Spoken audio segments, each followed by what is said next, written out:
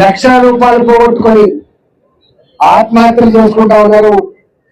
ఏ యువశక్తి అయితే ఈ దేశాన్ని ముందుకు నడపనో, ఏ యువశక్తిని నమ్ముకొని రేపటి కాలంలో ప్రపంచంలో గొప్ప ఆర్థిక వ్యవస్థ ఎదగాలని చెప్పి కళ్ళు కంటున్నామో, ఆ యువశక్తి ఇలాంటి దానికి లోను కావద్దని చెప్పి ఎన్ని రకాల ఒత్తిడిన్నప్పటికీ కూడా ఇవాళ ధైర్యంగా ఆన్లైన్ గేమింగ్ ను రద్దు చేసిన చరిత్ర నరేంద్ర మోడీ గారికి మాత్రమే దక్కింది.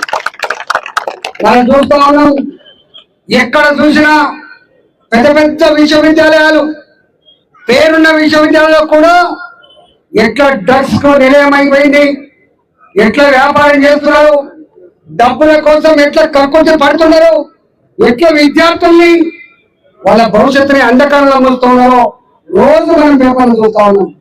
నషా ముక్తి భారత్ గా ఉండాలని చెప్పి ఇంతకుముందు అధ్యక్షులు చెప్పినట్టుగా ఈరోజు పంజాబ్ లాంటి గొప్ప రాష్ట్రం దాని బారిన పడి పాకిస్తాన్ దుర్మార్గాలకు ఎట్లా బానిసైందో చూసినాం. కాబట్టి ఇవాళ దేశంలో ఎక్కడ కూడా నశతో విద్యార్థులు కానీ యువకులు కానీ చెడిపోతున్నటువంటి దాంట్లో భాగంగానే ఇవాళ ఇలాంటి కార్యక్రమాలను మనం చేస్తా ఉన్నాం.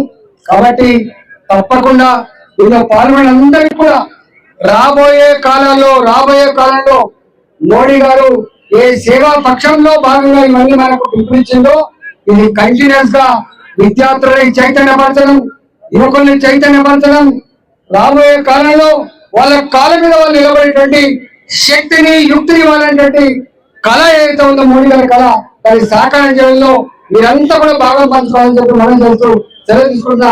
భారత్ మాతాకి